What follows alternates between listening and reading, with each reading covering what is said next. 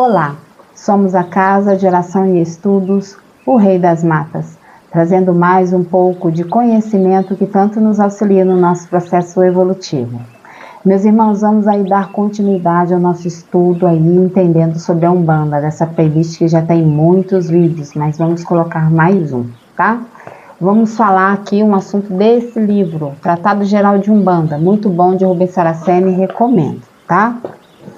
As 7 linhas de Umbanda, vamos ver como é de acordo com o ritual de Umbanda sagrado, tá? Como eu já disse para vocês, nós aqui na casa somos de Umbanda raiz, né?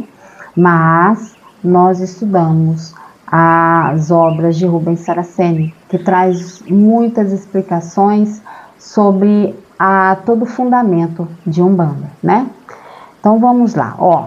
As 7 linhas de Umbanda sagrada guardam correspondência direta com as 7 vibrações divinas, só diferenciando-se porque se limitam à atuação religiosa dos orixás e não englobam como poderes ativos a outras classes de divindades que são associadas a elas, já que também atuam dentro das faixas cujos espectros vibracionais são amplos. Se temos em uma vibração todas as classes de divindades, então na sua faixa vibracional atuam todas as que conhecemos, pois já foram descritas e cultuadas. E também atuam as que desconhecemos, porque nunca foram descritas e cultuadas, por enquanto, né? Rubens diz assim. Mas não é porque não foram descritas e cultuadas que não existem e não atuam sobre nós, certo? Desconhecermos um mistério não significa que ele não existe ou não nos influencia, e sim que ele atua sobre nós sem que saibamos que está atuando. Tomemos, por exemplo, a vibração da fé, né? Onde está aí nosso pai Oxalá e nossa mãe Ogunã, né? Nela, né, na vibração da fé, atuam anjos, arcanjos, gênios, potestades, divindades, elementais, tronos, querubins, serafins, orixás, devas, etc. O etc. refere-se às divindades mistérios ainda desconhecidas por nós. A Umbanda, no seu início, era muito mais sincretizada com o catolicismo que hoje, e os santos cristãos eram os referenciais usados para indicar os orixás que estavam sendo cultuados por intermédio deles. E aqui na nossa casa ainda existe o sincretismo religioso, tá, gente? Nós não abolimos o sincretismo religioso. Ainda temos o sincretismo e vamos permanecer com ele, porque é assim que nos identificamos, tá? Eu estou trazendo aqui um texto de Rubens Saraceni, para que a gente possa conversar um pouco e entender, né, que existem outras formas de visão aí. É sempre bom estudar e entender melhor, tá? A Umbanda, né, aí falou do sincretismo, né? E os orixás espirituais limitavam-se a comentar a existência de 7 linhas de Umbanda e não as 7 vibrações divinas, com seu amplo espectro frequencial, em que em uma frequência atua o anjo da fé, em outra atua o arcanjo da fé, e em outra atua o serafim da fé, em outra atua o trono da fé, em outra atua o orixá da fé, que é Oxalá, etc. Então, assim, aqui está dizendo pra gente, né, que essas vibrações, elas não eram vistas antes, né, e existiam só que, ó, limitavam-se a comentar a existência de 7 linhas de atuação, mas não as 7 vibrações, né? Muitos guias até se referiram às linhas dos orixás, individualizando-os ou descrevendo-os como desconectados de todos os demais, totalmente anônimo mesmo, né? Para a época em que, porque não existia, por exemplo, existia alguns orixás, mas que eles desconectavam das 7 linhas de Umbanda, tipo Nanã, Oxumaré, entendeu? Para a época em que autores umbandistas começaram a publicar comentários sobre as 7 linhas, já era importante a simples revelação da existência delas. Isso por volta dos anos 30 e 40 do século XX. O que aí existia nas 7 linhas, né? Vamos ver se eu vejo aí. A gente hoje cultua aí os 7 tronos sagrados, né? Mas temos também aí a visão das 7 linhas, mas não como era visto antigamente. Então, vamos lá. Antigamente era Pai Oxalá, né? Pelo menos o que eu me lembro aqui na nossa região. Pai Oxalá, Mãe Iemanjá, Pai Oxóssi. Eu acho que Mãe Iemanjá estava junto com Mãe Oxum, tá? Pai Oxóssi, Pai Xangô, Pai Ogum, Obaluaê e Omulu, que era junto, né? E a linha das crianças, né? Então eram 7 linhas dessa forma, né? Alguns tinham aí diferente, né? Uma umbanda esotérica tem Iori, Orimá, né? E aí já é uma outra vertente de umbanda, tá? Mas na nossa região era essas que eu citei para vocês. Grandes autores umbandistas de então descreveram essas 7 linhas como 7 orixás santos e encaixaram em sublinhas os guias que se manifestavam e se identificavam como manifestadores de um ou de outro deles.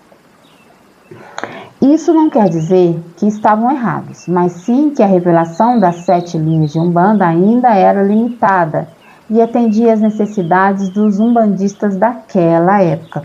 Diz aí num processo, né, que depois foi evoluindo, né?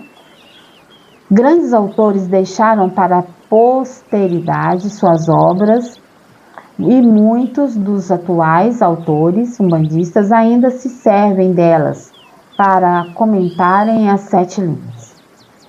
Esses novos autores umbandistas não estão errados, apenas limitam-se a comentá-las como aprenderam, só isso, certo? Afinal, a eles não foi revelado que as 7 linhas são bipolarizadas e que são formadas por 14 orixás, regentes das 7 radiações religiosas da Umbanda, que é o seu centenário sagrado, né? Hoje sabemos muito mais que há 70, 60 e 50 anos atrás, né? E tudo foi bem assumindo uma lógica, uma verdadeira feição teológica racional e tipicamente umbandista, dando à nossa religião todo um manancial de revelações, de comentários e de informações sobre o universo divino que não existia no tempo dos antigos autores da Umbanda. Obrigados então a buscar informações complementares em autores de teosofia, de magia e teologia pertencentes a outras doutrinas, religiões e filosofias. Pai Benedito de Aruanda e Mestre Seima Ramseye, de fato, revolucionaram o repetitivismo existente até os anos 90 do século XX e deram início à abertura dos mistérios da Umbanda e a uma codificação ampla e ilimitada, pois nas 7 vibrações divinas estão todos os orixás, nas 7 linhas cabem todos eles e já não precisamos ocupar seus níveis vibratórios, com nomes de caboclos, como ainda fazem alguns autores umbandistas. Então, assim, Rubens Saraceni, através da sua mediunidade, né, trouxe aí a revelação desses mistérios através do Pai Benedito, né, de Aruanda e o Mestre Seima, tá? Esperamos que novos autores umbandistas venham a aceitar e a aderir à nossa codificação de 7 linhas bipolarizadas, quer dizer, com um par de Pai, Mãe e Orixá, né? Mas, para não darem aos seus leitores a fonte criadora dela, né, que talvez viria aí de Rubens Saraceni, mas sim, né, esperamos que não comecem a trocar o nome dos orixás que as pontificam e as regem. Senão, retrocederemos à época dos antigos autores, quando um trocava o nome de um orixá por outro e tanto apresentava sua codificação como a verdadeira e desclassificava dos outros autores, apresentando-as como falsas. Antigamente, cada casa, cada vertente de Umbanda tinha os seus 7 orixás diferentes. Então, tinha vertente que tinha a linha das crianças, tinha vertente que não tinha. Tinha umas que tinha a linha das almas, outras não tinha, né? Umas tinham Oxum, a outras tinham Iemanjá. Então, isso trazia aí um diferencial muito grande, né? De visão das 7 linhas de Umbanda. Por isso que eu disse para vocês, aqui na nossa região, né? Na vertente que eu cresci, a gente cultuava esses que eu disse para vocês, tá bom? Como registramos nos órgãos competentes a nossa codificação, aí é o Rubens Saraceni falando de uma forma, né, mais, aí, como eu posso dizer, legal, né, legalizada, né, na lei dos homens. Como registramos nos órgãos competentes a nossa codificação, não aceitaremos que aventureiros mudem os nomes dos orixás ali colocados por nós.